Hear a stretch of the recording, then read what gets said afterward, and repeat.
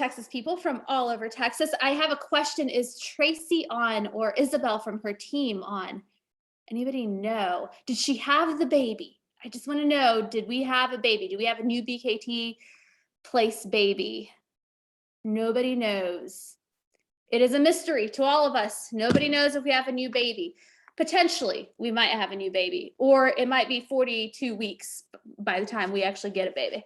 All right, somebody let us know when somebody finds out if we had a baby at Tracy's team with Miss Isabel. All right, who has some gratitude this morning? Who has some shout outs real quick? Anybody got something? Raise that hand. It makes people feel very special. I have a shout out really quick to Miss Valencia. Valencia started her new class with Ford Coaching, and it is called Converted, and you are not too late. You can still get started. The reason I'm shouting out Valencia is she could keep all this knowledge in her head and she could just not share it with the world. Valencia, how many appointments do you set per year? Like 300 something? This year I'm on pace to do 380. 380 appointments. So, Valencia, if you happen to have like a link to the code to how we can get 50% off, that would be awesome. But I want to shout out Valencia for sharing all of her knowledge and putting the time to share all her knowledge with us and giving us a 50% off code. That would be awesome. She'll put it in the chat for anybody that's interested. If you want to also set a lot of appointments, maybe to the tune of 300, I don't know, 80, that would be awesome. Anybody else have a shout out this morning? Raise your hand. You got to have a shout out. I can't even go on. It would be like so anti like our values. Oh, there we go. I see hands. Sharon, you're up. Hey team, I want to give a shout out to Ellie, who is our listing marketing coordinator in Austin, serving our whole team. She has been with us only 8 weeks and is completely crushing her role. She has, yesterday, I think she did like 4 listings, and she's doing a bunch of custom marketing for some especially special people. And so I think I just want to recognize her hard work. She's always jumping in weekends, after hours, etc. So I'm really super proud of her. Love having her energy in the office. And I know she's been a great addition to our team. Love it. Yes, ma'am. Casey, I see your hand, sir. Yes, I would like to shout out Kaylin on the Austin team. She is new with us as well, a newer agent. I shouted her out last month for listings, and this month, shouting her out for pendings. Imagine how that works. She has 3 under contract, and yeah, Kaylin is doing great. She's killing it. Love it. Love it. I think Kaylin just started in May, so it's exciting how much traction you can get when you focus. Brandon, yes, sir. Hey, good morning. Just want to shout out a couple people. First off, the current launch group in San Antonio, Alma, Tamala, and Nikki. They're in their 7th week. They've already, I think all 3 of them have already taken multiple clients, but at the very least have all gone on multiple appointments, buyer and listing appointments included. And a shout out to Alma, who got her first pending recently. They're just like really going for it. And so it's really awesome to see. I know Tamala sent out 5 or 6 referrals to place partners all around the country since she joined. So they're just showing up every day and just putting in the work. And anyone who's ever been new or gone through launch in our program knows it's a lot. So it's easy to get left behind, and none of them are getting left behind. If anything, we're catching up to them, right? So it's really inspiring and awesome to see them come through like that. And then also a shout out to kind of echo Sharon, but also to include Sharon, our ops team. Obviously, Mary's spending time with her newborn, and everyone had to kind of pivot in a little bit, which is awesome because teamwork's one of our values, right? But the ops team is, grinding right now to make sure that we're still growing and not skipping any beats in our business. So super grateful for them and the launch group here in San Antonio. Right on. Love it. Wrap us up, Daniel Weiser. Yeah, actually was going to, I was going to, before Sharon went, she got in front of me, was going to piggyback on what she says for Ellie. She's just an awesome addition to the team. And she just really goes above and beyond, to ask us what we need continuously, like more than like the basic, just, hey, let me know how I can help you. She just goes above and beyond. So it's really awesome. Love it. Love it. All right. You guys want to see some cool updates on Texas stats? Whether you do or don't, I'm going to share them with you. So here is where we are. It's really actually quite exciting. Let me tell you, this time last year, we had 59 agents. Now we have 99 agents. That's an increase of 58%. You guys, there's 21 people, 21 of you in launch. If you are in launch and you feel like, I'm the only one, no. There's 21 Texas agents in launch right now. And look at this number. We have 99 agents. We are 1 from 100. I don't know who the 100th is going to be, but that will be really special. Listings, obviously. Woo, let's go back. Let's go back to listings. Listings, we had a lot this time last year. Not as many this time this year. This is our one place we want to improve. I know a lot of you guys are doing a lot of focus on listings, whether it's bold, whether it's converted, whether it's with your team leader or your coach, whether it's in launch. Like, this is really, really, really important. So it's the single biggest opportunity for you. You can work with 3 or 4 sellers in the exact time it takes you to work with 1 buyer. So I would definitely, like, if you want freedom in your nights and weekends, if you have freedom in your time, if you want freedom in your financials, this is how you do it. It's the fastest route to it. Buyer reps, we're obviously doing amazing. 446 buyers that we represent. That's awesome. Pending contracts, 222. This is keeping our staff very, very busy, guys. 222 contracts right now that are being worked. Amazing. Way to go, you guys. Biggest thing is our pending volume. We have never had so much pending volume ever. $111 million pending right now. It takes our average price point, you guys, to $500,000. That's a lot. It's awesome.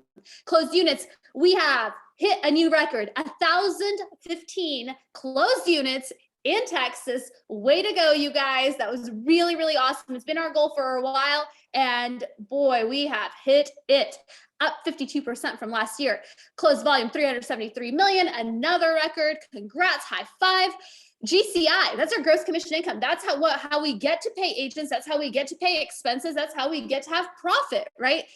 10.4 million, up 96% from last year. And the fun one that we just love is our agent income, which is 5.2 million. If you're new here and you don't know what that means, 5.2 million is how much our agents have put in their bank account this year. That's a big, big number. It's so big, it's 2.55 million bigger than last year. Congratulations, you guys. Nice job. And here is, if your team has been with us more than a year, we have data for more than a year. And it's so fun every month or so to look at, oh my God, what are we doing? But let me just let you know what this looks like. So the national average at the National Association of Realtors is not something I made up or Ben made up or Jordan or any of our people. They say that the average agent with 10 years experience, you guys, 10 years experience, closes 10 properties a year. The median gross income of a realtor was $43,000 last year before expenses. And we know expenses run 40, 50, 60% depending on that agent. So best case scenario, their net income, probably around $26,000 at the end of the day. So that's a big yikes, right? Cool thing is that in a full 12-month period, our place agents, our BKT agents in Texas will net probably at 111% more than the typical realtor. These averages include like somebody who started yesterday and somebody who's been here 4, 5, 6 years, right? So it's crazy to think about. So awesome to see those averages that are so high, and that the average is almost all net income, right, to all these people. So you guys are pretty incredible. Cheers to you. Wanted to share all that with you. I'm going to stop my share. And today we have our last inspiration, because we are not going to have a Texas Power Up for a little while. We're not going to have one next week because Ben and Chris are going to do their thing. And then the week after is goal planning for a lot of people. And then the week after is goal planning for our team. So it's like we have 3 weeks of like off. So this is the last inspirational Texas one you're going to get for a little while. And we'll be back with new guests and all of that. Today I have, let's see, I have a few people for you. I have Daniel Moore. Let me put him in. Let's go ahead and, get people going here. I want to find Daniel Moore. Daniel, can you talk so I can find you? Can't find you. Oh, there you are. I found you. I'm here. There you are, buddy. Apologies, I am in a car. I am not driving, but I am headed to Bold. Hello, the team. I had some issues with the car this morning. My assistant is driving me to Bold. There you So go. yeah, here we go. I love it. I love it. So I've got Daniel and I've got Amanda, and guess who else I have? I have Ann this morning. So I'm super excited to add all these spotlights. They had an incredible third quarter is why they're here, you guys. So let's get started. Where did your business come from? Daniel, let's start with you. Where'd your business come from? So really, business, if you kind of broke it up, I have one big client, which is a development partner. In general, half of my business came from that, half came from everyday business. If you break down the everyday business, it came from multiple sources. My two biggest ones are going to be like Sphere, and then the rest is just kind of, it could be anything, quickly, open houses, any of that. But really, it came from, when it comes to the other half of my business, just persistent follow-ups with when the lead comes in, tracking it down, whatever source that it might be coming from. I love that. I love that. What about you, Amanda? Where did your business come from Q3? Ooh, click unmute right there. Sorry. There you go. So my business came from agent referrals from outside agents, Brevity leads, Sphere, and open houses. Oh, I love that. I love that. In general, like, are you doing open houses like every month, every quarter, every few weeks? Like, what's kind of your rhythm with open houses? Sure. So I have a team within a team. So I have a full-time showing partner, and between the two of us, we do 3 open houses a week. Excellent. Okay. I love that. Thank you so much. And what about you? Where's your business come from?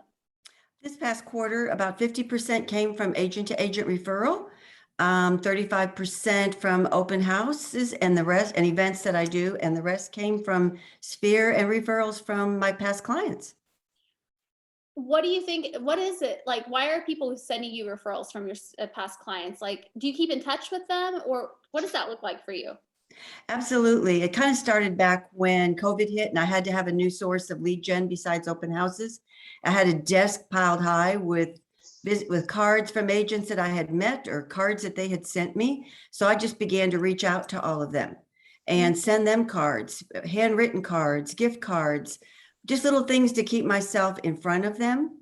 Of course, it is a huge asset to be a part of the Davis team, because that name brings a lot of credibility and a lot of help with the referrals. But I've gotten to the place where this past year, probably at least 50% of my business was agent to agent referral, just from reaching out and staying in front of them. Wow. Wow. Okay. So you're treating this like a lead gen source. Good job, Ann. They're awesome. Also a part of my team. I consider them a part of my team. When we go under contract, they're as much a part of the team as the lender, the title company, the clients, the other agent. Wow. I love that. I love that. I don't think I've heard anybody say it quite like that. That's awesome. Right on. So what changed? Did anything change in the market for you? And while you were in Q3 versus the rest of the year, anything at all? It's pretty much stayed pretty stressful, pretty solid. I like to say that it's not a difficult market. It's just a little bit of a challenge. We have to come up with more sources of how to get our clients' offers accepted.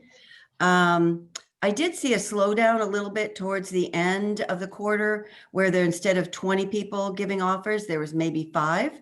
It also depended on price point, which price point you were in. And I did see also that we weren't having to possibly offer as much over asking as we had been initially. Right on. Okay. Very nice. Very nice. Daniel Moore, have you noticed anything in the market change for you? Yes, I would agree with Ann in that see a little bit of a cooling market, not necessarily anything that would indicate like a crash, but Definitely seeing a few more price reductions on the market. Where we would have seen 20 or 30 offers on a property, on a good listing, it could be 5 or 10. Seeing some of the buyers that were actually tired out from the summer are actually kind of wondering if now's a good time for them to come back around. Are you saying anything to them? Are you saying them anything to them? Yes, I'm essentially saying I'm really kind of sticking to where I kind of solidified things in the midst of all of that, which was kind of focusing on pre-qualification and, getting them in front of a lender pretty quickly. I feel like we, on this team, the Ben Kinney team in general, we really do stay a little bit ahead of the curve. So I feel like the value proposition is pretty easy. And the market, we are very well aware of the market. So it's easy to kind of, even if I need to educate them, the education portion and the value proposition are easy. So then it becomes more of a qualification for them, both whether they're a listing or a buyer, so I can better fit them into the pipeline to manage. And part of that right now with buyers is, still going for what I was doing when we did have, 20, 30 offers at a time, which is, I really prefer them to get conditionally underwritten. Those type of approvals, they stick out. And now instead of sticking out between 20 other people, it might only be 5. And Right. it really helps me to identify a client that is willing to do a little bit of work and on the front end instead of scrambling later to see if we're actually going to get approved. I love that. Conditional approvals are so good. I like that. Right on. Amanda, anything you saw change in your market or in your business? Yeah, to kind of piggyback off of what Ann and Daniel said, I was able to get some of my buyers who had been struggling during the late spring and early summer under contract, and looking at my pipeline, it was starting to slow down a little bit and I was getting worried. So I'm a big believer in time blocking and committing to your schedule. So I really rescheduled some things around and added in more lead gen time so that I could double down on my activity. And we're really starting to see those results come through here going into the fourth quarter. How, when you say you added some more lead gen time, like about how much would you say? Probably about 6 more hours between call time and open houses. Okay, about 6 on more my hours team. per week. What did Yep. you take out? What did you take out to be able to do that? Because if you say yes to something, you have to say no to something else. Absolutely. Again, utilizing my showing partner to handle more. And then we also hired a part-time administrative person starting at the beginning of the summer. So she's taken a lot of my 80% off my plate so that I can focus more on my lead gen time. I love that. I love that. Way to go. Way to go. Okay, whoever wants to take this question first. What have you learned about your business in the last quarter? Ann, I saw you unmute real quick. What Oh, have you learned? no. I just wanted to make sure I was ready. So. Oh, I love it. Well, I feel like you're ready, lady. You are ready and you look good this morning. Anything that you learned about your business in the last quarter? I think partly the main thing is that I've had a little bit of a seasonal change in my own personal life. And so I've had to do some adjusting. I was a nurse for 40 years and retired and went into real estate 8 years ago, but I'm in a different season in my life. So now I've kind of seen, I did also hire a buyer agent partner, a team within a team, to be able to give me some more lead gen time, to be able to get me to be able to focus more on listings and really build the pipeline that way. So I've seen, kind of piggybacking off of what Amanda said, I've had to really hit it hard with the lead gen to build our pipeline back up to be strong in the fourth quarter going into 2022.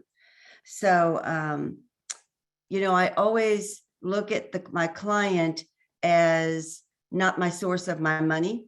I look at them the same way I would look at them as if it was my family member, whatever that might look like. And as long as you keep the dollar signs out of your eyes and treat your client the same way you would want to be treated or your family member to be treated, they're going to follow you to the ends of the earth. And so that's what I try to do. I nurture them. I spoil them. again, the same way I do the agents. Make sure that they know that they are loved and appreciated because they're with me for life. They're not going anywhere after the transaction. And that's so good. I hope everybody heard that. Right on. And one thing that stands out to me real quick is that I am hearing a lot of leverage model wins, but you know what I'm hearing?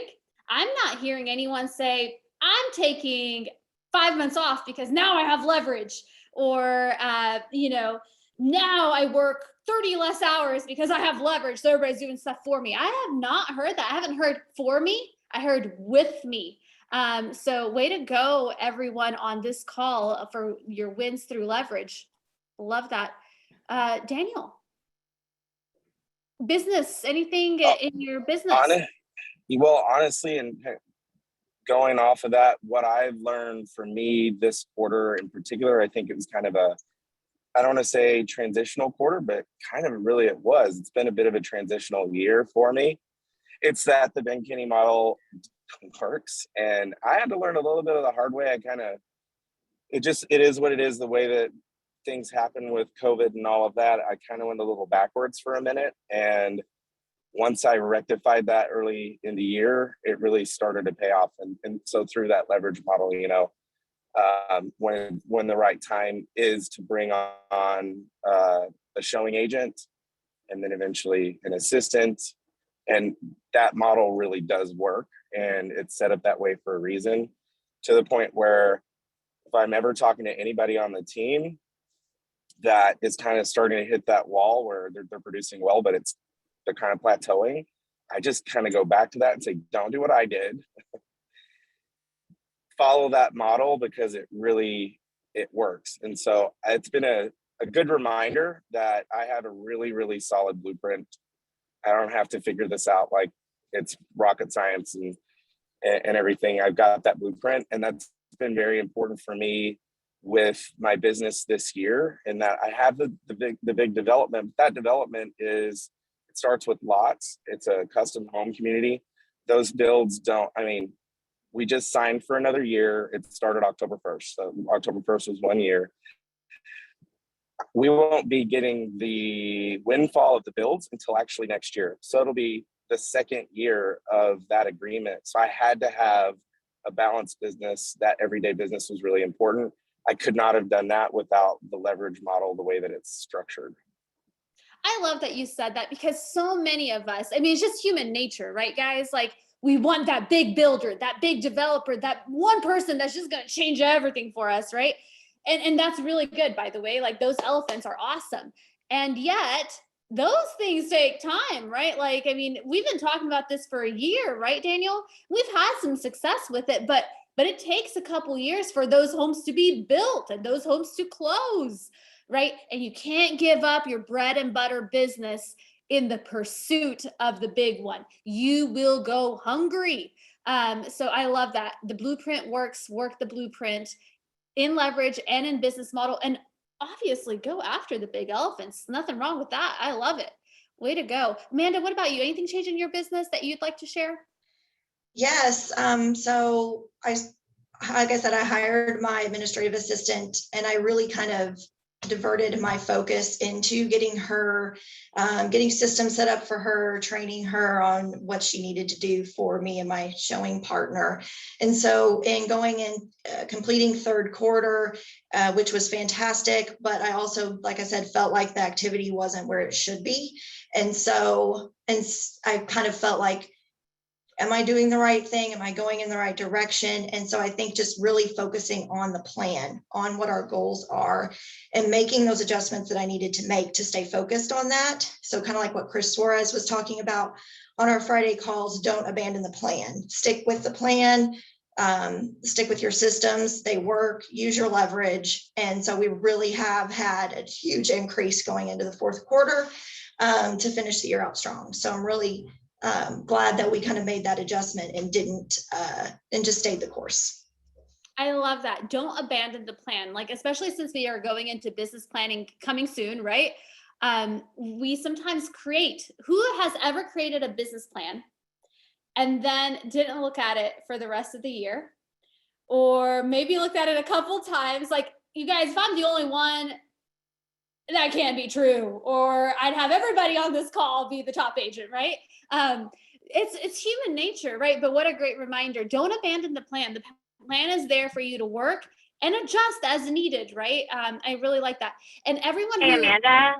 Amanda, Yeah, since you're in your office, one of the ways we live out our business plan is on scoreboards. Amanda, since you're in your office, can you toggle over your camera to your scoreboards? Right there. Can you guys see that? yes, scoreboards Yeah, so are happening. we know we track our numbers pretty diligently on the team, and then also my team, that thanks to my showing partner Caitlin for awesome arts and crafts skills there, we're able to stay very, very focused on where we're at in our business and where we need to go. And so just again, staying focused on that, knowing where we're lacking and what we need to do, and focusing on the activity, because we can't control the results, and focusing on things you can't control isn't really necessary or worthwhile endeavor. Right on, right on. For everyone listening right now, and you're thinking, oh my gosh, of course they're doing so well. They have all this help. If you've never thought that, then you are a good little saint and we just love you. But if the rest of you are human and you thought, gosh, I'd also be doing so well if I had help. Listen, the nice thing about the leverage model is that it is a model that we practice. So when your business gets to the point where you do need help, and we know that to be, 3 to 4 closings per month consistently for a few months, like you hit a bandwidth level where you need help, and we have a model and a plan for that, right? The plan isn't work 90 hours. The plan is let's get you some help. So what they're doing is available to you as well once you hit those levels of production. So I love that. Okay, let's talk personal real quick. Did you learn anything about yourself, guys, in this last quarter? Anything you learned about yourself in the last quarter? So on our last team meeting, Jordan brought up that this market is tough, but we are tougher. And so that really stuck with me. And I think that's something that I'm going to take with me going into the fourth quarter and into 2022, that, you can worry about all this, the facts, the things that are hard in this market, but really at the end of the day, like nothing's going to get me down if I just stay focused and stay on task and get what needs to get done. And of course, like Ann said, putting our clients first, putting their needs first, making sure that at the consultation that you're clarifying what they want, what they need, and using the tools that you need to use to get them to the closing table. I can tough it out and I can survive anything if I can survive 2020 and 2021 for sure. Oh, amen. Focus on what you can control with your schedule, with your clients, with everything, right? I love that. And yes, ma'am, I see you. The one thing that I did learn, yes, I do have a buyer agent partner right now that's really been blowing and going, but it took 3 years to get there. 3 years of really hard work, 4 and 5 open houses a weekend, really plugging along really hard to build my pipeline. So it wasn't an easy road to get to this part. And then I always would get frustrated, and Jordan would say to me, you got to slow down sometimes to move forward faster. And so right now I'm kind of in a little bit of that mode, getting my partner on board and really getting her trained. But I did learn personally this year, especially this year, being in the season in my life, I'm 70, my husband's 76, that I really wanted to enjoy life and be able to spend some time with him and be able to enjoy him.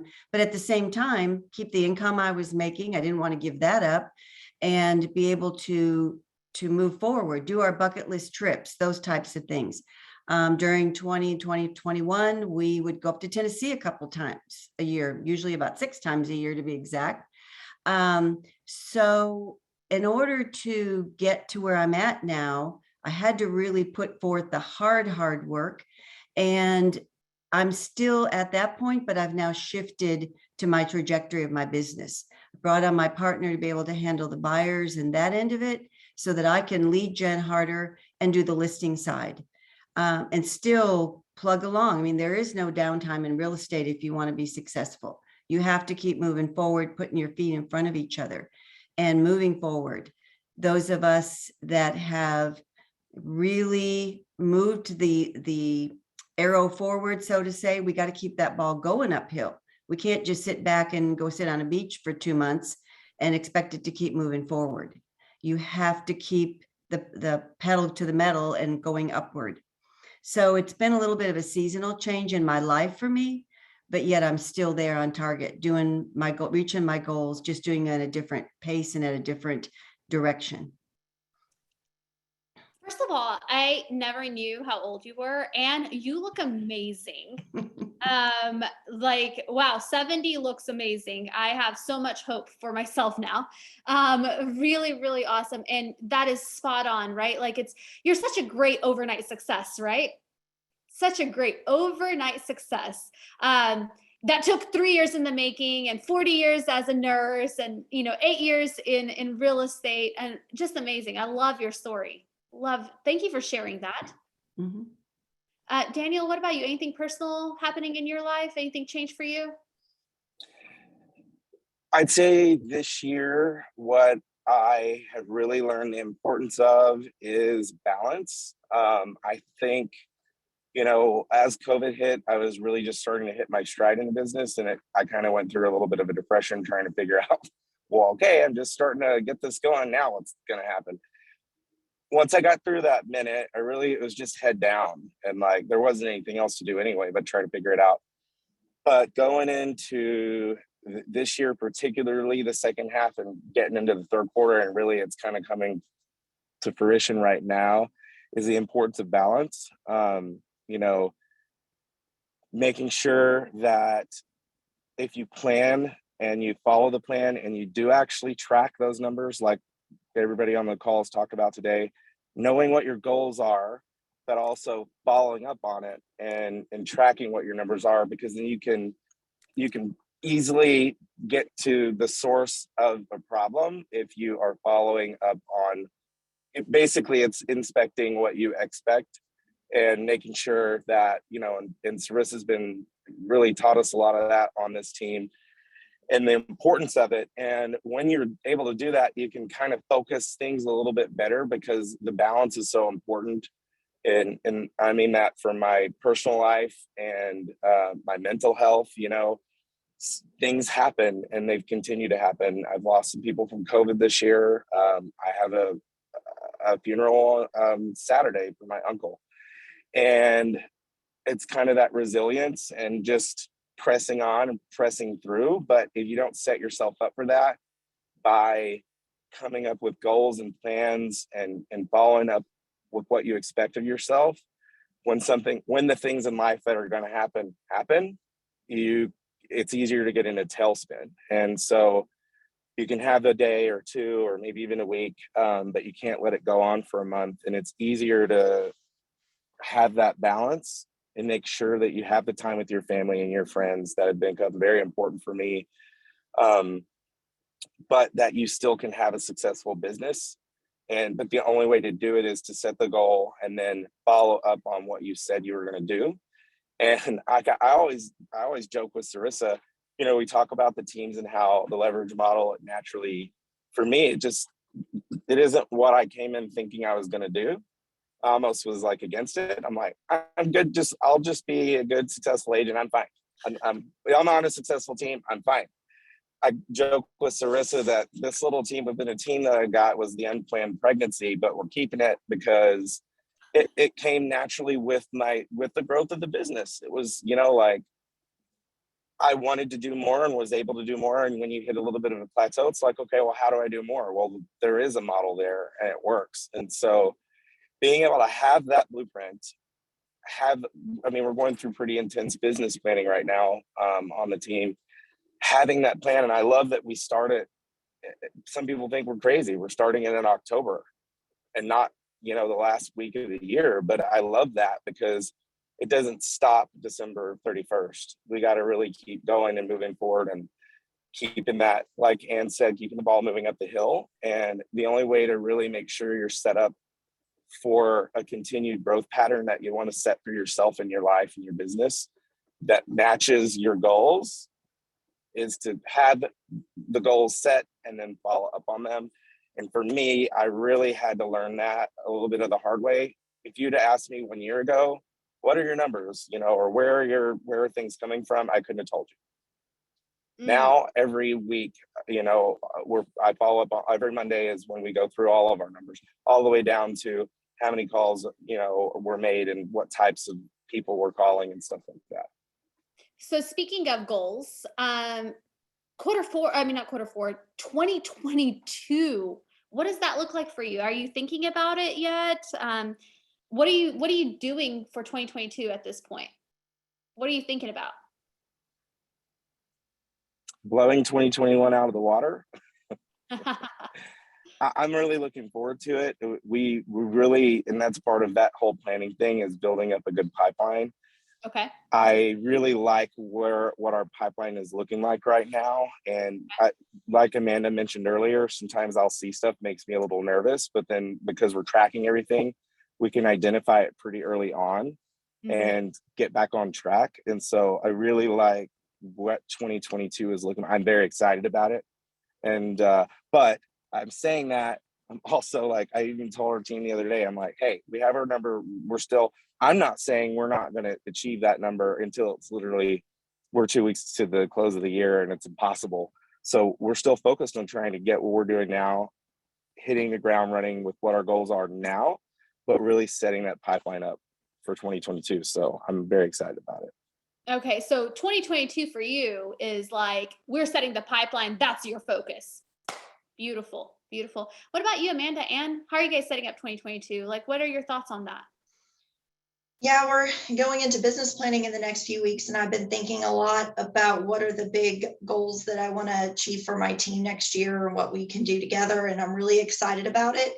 But staying focused on the activity and staying focused in where we're at in our numbers and taking those numbers that are on that board back there, knowing what our fallout is now exactly, from taken to under contract to closed, being able to take that information that we've gathered all year and set a plan for 2022. That's what I'm excited about, because kind of like Daniel said, I haven't tracked my numbers to this degree before. And so now I feel like super excited that we know exactly what we can get a plan together, know exactly what we need to do to hit our goals going into 2022.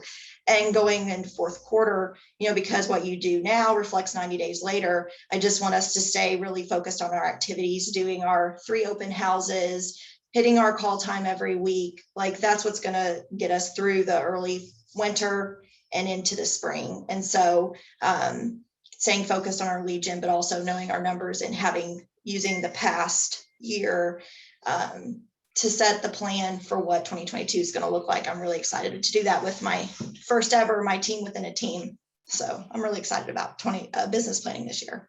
Man, I am so stoked for you. It's so nice to see your journey. So nice to see your journey. And I never know, because we don't like, if you guys think we like sit on like 2 hours before these things and like try to figure out what we're going to say, like that does not happen, you guys. This is like real talk.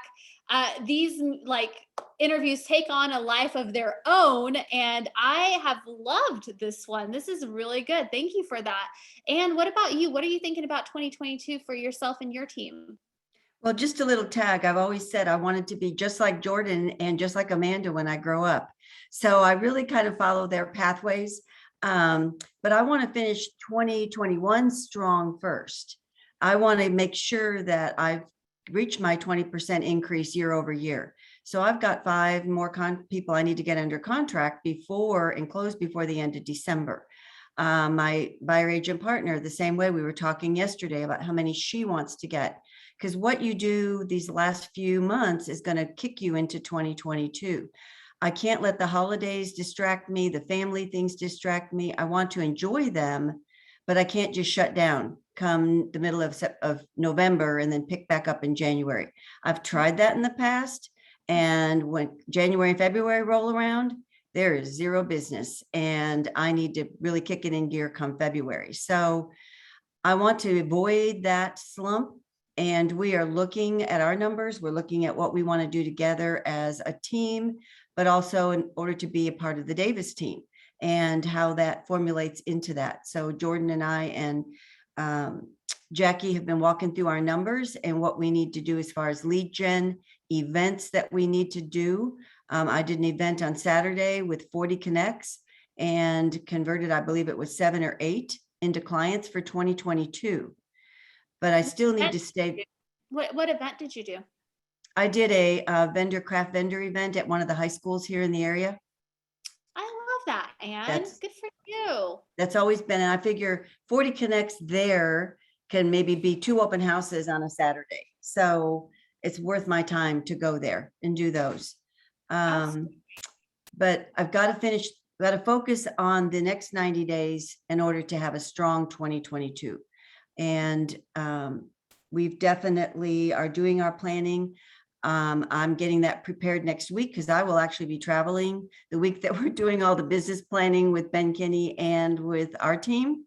But that doesn't alleviate my responsibilities. So I need to keep moving and getting that growing. I love that. Way to go. Way to go. Daniel, I know you're heading into an appointment. As we wrap up with Daniel, any systems or tools, anything that you feel like, man, you know what? Everybody should know this. Anything that you'd recommend for us to make our lives better, faster, easier? Main one I would say is Brivity. I don't even know how people can manage 20 leads and not have the things in there. And I really learned that the hard way. It's crazy because I came from the consulting world, consultative sales, and we had like Salesforce and stuff. We had to use it, right? But when I came into this, it just was something that I don't know. It wasn't as important to me at a certain point. And I had to get good at it because it became unmanageable. And one of the biggest clients with that builder, there were no excuses, and they needed to be able to see what I was doing because I had to deliver. And if we were going to be signing again for the next 2 years, come October, I had to be able to prove everything and not just say, oh, well, I'm pretty sure we're following up. No, I needed to see, when did we do it? How long did it take us to get back to them? I mean, we have a rule on our team of a certain amount of time when a lead comes in that you have to follow up or it gets reassigned. And it's because of that necessity of that type of client that I had to, but it wasn't just them needing that and me having to prove it to them. It was, well, if I'm having that and I need to be able to tell people what's going on, whether it's a client that's a first-time home buyer and I'm helping her see what I'm looking for her, or a listing that I have, whether it is with this builder or if it's a $250,000 starter home listing, what am I doing for them? And then for the business part and the business planning and the growth, where is everything coming from? How many calls are we having to make to convert those to appointments, to convert those to clients?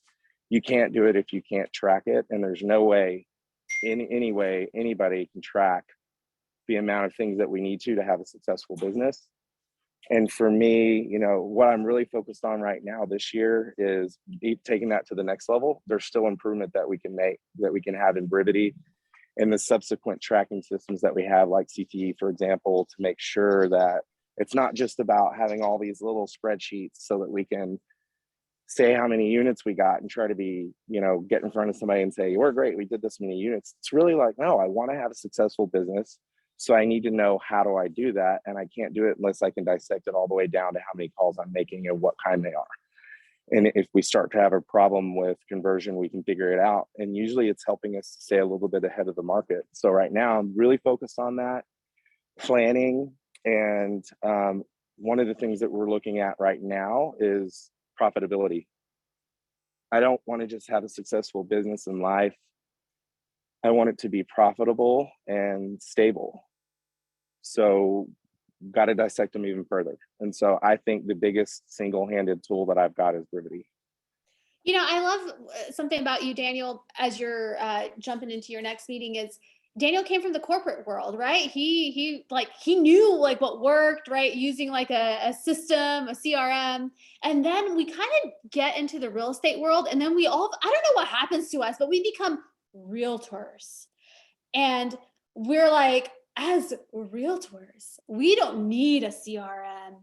we don't really need to do the things that make every other industry successful. Like we're above that, right? I don't know what happens to us. We just do that. And then a year later, 2 years later, 5 years later, I don't know, for some of us, it's a lifetime later, we realize, oh my God, all along it was our CRM. It was Brivity that was the secret sauce. So I kind of love that. I love hearing the vulnerability there. Thank you for sharing that with us. I hope you have a great meeting, Daniel. Amanda, Ann, what about, The meeting is bold. I'm super pumped about it. That's one thing that I'm very excited about right now because, you know, we're going into the holidays. I'm very excited about starting. This is my first bold, so I'm very extremely pumped about it. And I'm doing it because our whole team is doing it because it's the only way to go into the fourth quarter and next year. So that's my meeting. And I am sorry that I've been on the phone today with all this. I'm looking for where the bold room is right now. We believe you. We believe you. Awesome. Amanda, what about you? Systems, tools, anything make your life easier, better, faster? Sure. So I think the biggest tool for me this year has been leverage. Getting a system in place for me and my showing partner last year, and then adding that third leverage with our administrative assistant this year has really been able to give me a better quality of life personally. So I'm able to run my business, not have my business run me. It's been an exceptionally profound experience to have that kind of leverage in my life. And it's caused me to add leverage even in my personal life. So being a full-time real estate agent and a mom, like I am a huge fan of HelloFresh. So I don't have to think about what am I cooking for dinner. I use Stitch Fix, so I don't have to worry about going shopping for work clothes. Like anything that I can do subscription box wise has added a lot of time back, personal time back on my calendar without having to go to the grocery store and things like that. So I think that seeing the success of leverage in my business with my showing partner and with my administrative assistant has encouraged me to seek out leverage in my personal life too, so I can focus more on being a mom. Can I ask you, Amanda, probably a question that people are thinking that are not, but they're not asking it. If you have a someone working with your buyers, a showing partner, a buyer partner, right? And you have a part-time assistant, like what are you doing all day? I'm an ISA. That's what I do now. So I just wanted to see like where are your 40 hours going, right? Yeah. So my one thing is lead gen, bringing in business from my sphere. I have an amazing pipeline that I've gotten being on the Davis team since 2018.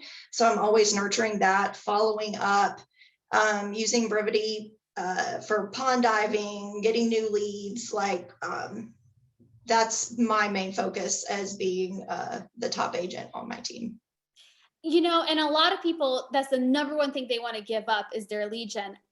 If Ben was on this call, he's not on this call, but if he was on this call and we were having a conversation with him, he would say, Amanda, we're going to give you a little crown because you have figured it out. Here's why, you guys. Here's why. I know that's the number one thing you want to give up. Guess what? What is the highest paid thing? Getting a client, right? And the thing is, you're probably 99.9% better than everyone else at doing it because you've been here since 2018. You know how to say the right things, when to say them. You are good at converting, right? And you need more hours in your day to serve once you've converted them. Thank you for making that distinction. It's a really important distinction, Amanda. I love that. Yeah, I mean, the 80-20 principle has been huge in what do I need to focus on and what can I leverage off to my other team members. And so, yeah, your highest dollar per hour is lead gen, and I would love to leverage that off. That's my job, and that's what I'm good at, and that's what I focus on my day. I hear that. And what about you? Any systems, tools, anything to make your life faster, better, easier? Court, the two primary things for me, I was never a big calendar person. Jordan used to always preach about putting it on your calendar, putting it on your calendar. Oh, I can remember it. I can remember it. I can do it. I'm fine. I don't need that. But at this age now, I need a calendar.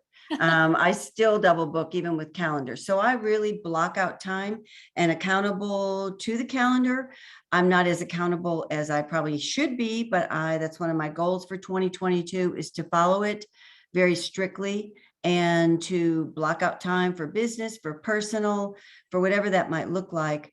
Brevity is also an accountability. It forces me to get in, do everything I need to do, accountable to reconnect with clients that maybe have kind of fallen off radar, to stay connected with clients I've sold houses to.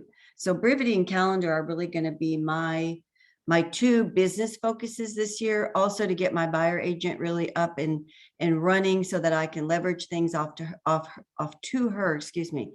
I use the team, transaction coordinator, those types of things where I can not have to just sit doing paperwork. Paperwork doesn't get me paid. Lead genning is what gets me paid and what helps my buyer agent partner get paid. So you want, like Amanda said, we want to do things that generate money, not just things that take up time. I can keep myself busy all day long with doing things that don't necessarily generate money or are beneficial to my business. So I really have those two main things that will be, and of course I have a wonderful husband who has taken over in his retirement of keeping the house and keeping things going here in the home front. So I kind of leverage things off to him too. And he's sometimes better at it than I am, going to the grocery store, picking up groceries, those types of things. So I think that we need to stay focused as agents on what it is that we originally got into real estate for. And that's to help people buy their home of their dream, but also for us to have a lifestyle that we can really enjoy and really, on our downtimes, be able to do things we want to do. So work hard and then play hard. Jordan gave me a sign I have over my desk that says, work, save, travel, and repeat. And that's my mantra. So, and what you focus on, talking about bold, what you focus on expands. So if you're focusing on the little titty bit things, that's what's going to expand. If you focus on your business and on how to have the growth, then that business will grow and continue to grow. And don't let the fourth quarter get away from you, because your first and second quarters will definitely show the numbers. I love that. I like what you said. I can keep myself busy all day long, right? Can't we all? Right? Busy and productive are two different conversations. And don't let the fourth quarter get away from you, because your first and second quarter are going to pay for it, right? Like there's always a price to be paid, right?